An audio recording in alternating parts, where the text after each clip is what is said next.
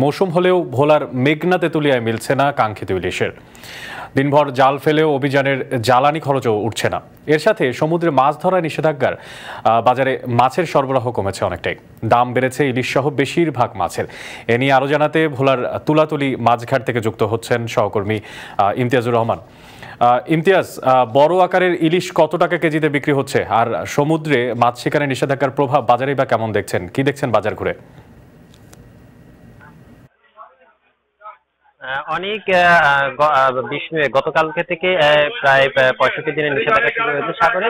এর পাশাপাশি কিন্তু ভোলার যে মেঘনা তেঁতুলিয়া নদী রয়েছে সেখানেও কিন্তু ইলিশ সহ নদীর মাছের সরবরাহ অনেকটা কম রয়েছে। এর প্রভাব ভোলার খুচরা বাজার সহ পাইকারি বাজারে পড়েছে। আজকে আমি ভোলার তুলাতুলি মাছঘাটে রয়েছি। এই মাছঘাটে 1 কেজি ওজনের যে ইলিশ মাছটি রয়েছে নদীরটা, তা বিক্রি হচ্ছে 2000 থেকে 2200 টাকা কেজি দরে। আর 1 কেজির উপরে যে ইলিশটা রয়েছে প্রায় 1200 গ্রাম থেকে 1400 গ্রাম, তা বিক্রি হচ্ছে প্রায় 2800 থেকে 3000 টাকা কেজি দরে, পাইকারি দরে। এই যখন পাইকারিতে এত রেট, তারপরে খুচরা বাজারে কিন্তু এর কেজি প্রতি প্রায় 100 থেকে 150 টাকা মতো বৃদ্ধি পেয়েছে। এই যখনই নদীর মাছের সংকট রয়েছে তখন কিন্তু ভোলার যেই খুচরা বাজারগুলোতে চাষের মাছের সরবরাহ স্বাভাবিক থাকলেও কিন্তু কেজি প্রতি দাম কিন্তু 20 থেকে 30 টাকা পর্যন্ত বৃদ্ধি পেয়েছে বলে আমরা জানতে পেরেছি। অপরদিকে সাগরে 65 দিনের নিষেধাজ্ঞার খবরে ইতিমধ্যেই সাগরগামী যে জেলেরা রয়েছে তাদের জাল সাবার ফিশিং বোট নিয়ে তীরে ফিরতে শুরু করেছে।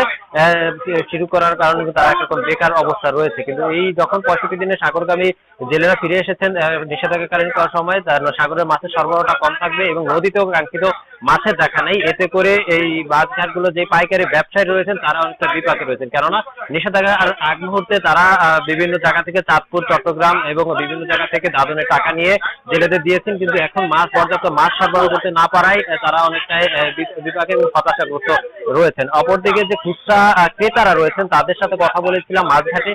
তারা বলছেন যে এই মৌসুমটা, এই সময়টাতে ইলিশ সহ অন্যান্য মাছের আধিক্য ভোলার মেঘনা তেঁতুলিয়ায় স্বাভাবিকের তুলনায় বেশি থাকার কথা থাকলেও কিন্তু এখন কাঙ্ক্ষিত ইলিশ সহ অন্যান্য মাছই জেলেরা পাচ্ছে না। এতে করে দাম কিছুটা চড়া হওয়ার কারণে কিন্তু জেলেরাও হতাশা প্রকাশ করেছেন। আর চাষের মাছের দামের বাজার মনিটরিং এর জন্য ভোক্তা অধিকারের পক্ষ থেকে বাজার মনিটরিং এর দাবি জানিয়েছেন কিন্তু খুচরা ক্রেতারা। তো এই ছিল আমার কাছে ভোলার তুলাতুলি মাছঘাট থেকে সর্বশেষ তথ্য। অনেক